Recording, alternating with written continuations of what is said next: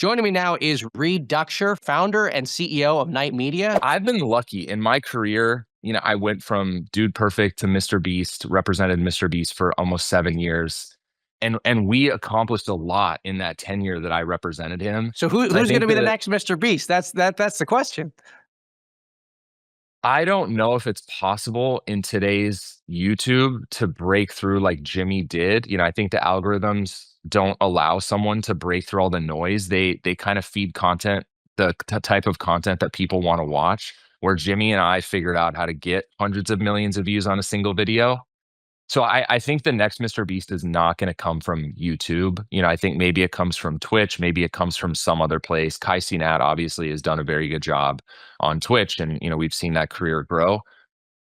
There's not someone that is like top of my mind right now. I'm pretty focused on like how do we continue to hire the best people, retain the best people? What businesses do we want to look at acquiring? I think if I was to get back into representing talent, it would probably be something in the music space, either within hip hop, dance, or country. But yeah, I don't know. I don't know if I'll get back like into the day-to-day talent management business. But it sort of leads me to the broader question here, which is, the question around, will there be another MrBeast, which is exactly what you're hitting on. You've written a little bit about this in your newsletter, this idea that we're now transitioning into, I think, what you call sort of the micro giants sort of sphere. And I want your sort of view on how the micro giants sort of differ from micro influencers, because a couple of years ago, I remember a time when, hey, it was the influencer actually with 10 to 20,000 people on Instagram that I sort of had a relationship with. That's what people said were the future. Now we've sort of come into this middle ground where I feel like people are saying, well, there's not going to be a Mr. Beast. You need more than 20,000. But I don't know where that leaves us, because I mean, in my mind, like, if someone doesn't have 400 million subscribers, fine, that's an astronomical number, but you still have to put in the same amount of work to get, the 2 or 3 million subscribers. And so I feel like the goal is still kind of where we were initially, right? Jimmy and I talked about this a lot early on in his career is, PewDiePie dominated YouTube for a long period of time. And we always thought that people used to say that there would never be another PewDiePie. No one would ever surpass him in subscribers. Obviously, we proved that very wrong. And we not only passed him, but I believe Jimmy's closing in on 500 million subscribers. So it's possible. I think what I've written about and what I've seen happen with the social platforms, TikTok, Instagram, and YouTube, is that they don't want to incentivize creators to get too big. They want to push everyone down to this like middle layer that you kind of just said, which is like 1 million to 5 million subscribers, pulling hopefully 500,000 views per video on long form videos. The beauty of that, I think, with that world is you can have high American audience, you can have highly engaged audience. You're not getting tens of millions of views, and a lot of those views are from different countries, or a lot of those views are just like botted. You're focused on a specific area, whether that's like outdoors, you're like reviewing trains, or you're playing video games, and you have a very specific audience to that niche. And then you're able to launch like a product and a service. When Jimmy and I thought about doing chocolate, we wanted something that was very broad, that could be globally appealing, that everyone buys, that could be a daily use item. I think in the new world of creators, if you're a channel that focuses on farming in rural Iowa, you have to think about your product a little bit different, because your fan base is probably just people centered in that area. And so I don't know. I'm pretty bullish about the future of internet. I just don't think that the platforms incentivize someone to break out like a Jimmy, PewDiePie, Logan Paul. It's just much more challenging because their algorithms have gotten so good at feeding people the type of content that they only want to watch. So how do you combat them? As a management company, Yeah, yeah. I mean, what's your advice then? I mean, it's you against the algorithm, really. I mean, my advice is use short form as a metric for discoverability. Long form continues to be the gold standard of building a business on the internet. And so you have to have a long form strategy on YouTube. Thankfully, over the years, YouTube has figured out how to monetize better. So the ad units, or the RPMs on videos, have gone up, especially in spaces like automotive, cooking, technology. The RPMs are much higher than they were 8 years ago when Jimmy and I were starting this YouTube business. And so, I'm bullish on it. I think the longer your videos, the more ads you can put inside the videos. And so creators on a relative basis are actually making more money per video than they ever have.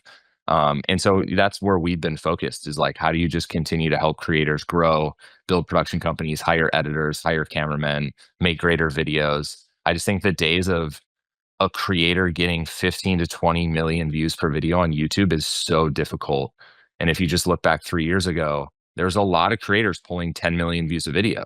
Markiplier doesn't do that anymore. Even Mark Rober, for the most part, like struggles to pull the amount of viewership that he used to. But I don't think that's a bad thing. I think that like this stuff just ebb and flows. You have to react to it. And as a management company, we've taken a little earlier risks on people that we may have not signed in the past because they've been like too small for night. And now we've taken some early risks, and I think we've hit on a lot of people. I mean, we found Outdoor Boys very early. We found the Rizzler very early. I still feel like I have a great eye for talent. Now I just have to Right. look much earlier.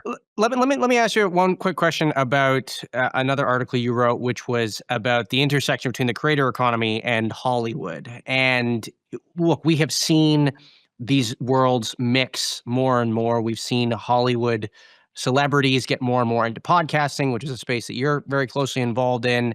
We've also seen creators, as you've written about, get more and more into the movie scene, and you have creators now producing and filming their own movies.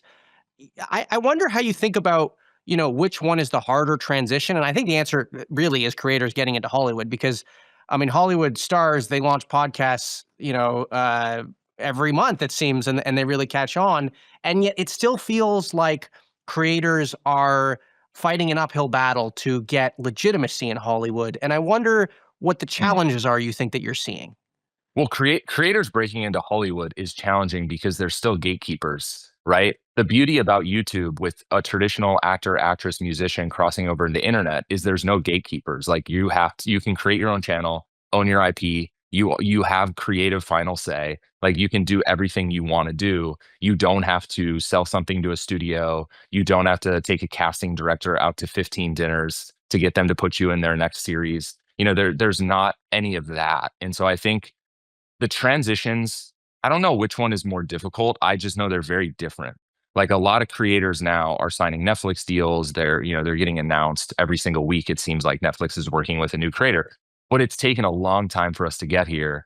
Netflix has never taken YouTube creators seriously. They always kind of thought it was like a downgraded, sloppy style of content, and they didn't think that it fit on their platform. But now we're seeing deals with Mark Rober, Salish Matter, a lot more things I think to be announced over the coming months.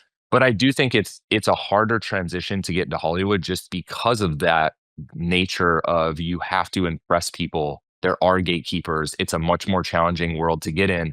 Also, if you want to be an actor and an actress, these individuals go to school and they train to be seasoned actors.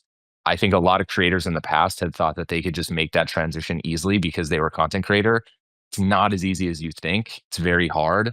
But you are right. If you're Jason Bateman, you can start a podcast. You're already a very entertaining individual. You can put that up. But the beauty of the internet is like no one's telling him no. He can do whatever he wants. He can talk about whatever he wants. That's what I think is beautiful about the internet, and why a lot of Hollywood talent are now crossing over into this genre, because Although, they've had to although answer to I, someone. I will say it does, going back to what you said earlier, there are no gatekeepers on the internet, but the algorithms in some ways are kind of a gatekeeper, right? To who succeeds in some ways.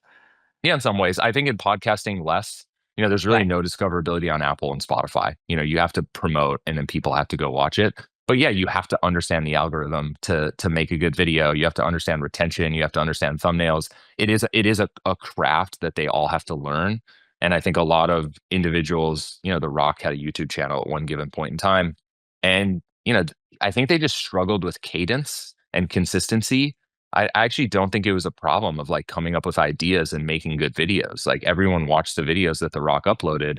It's just a grind. Like it's the same thing with being an actress or an actor or a YouTuber. Like it's a very challenging career that takes immense focus, and it's hard to do both of them at the same time.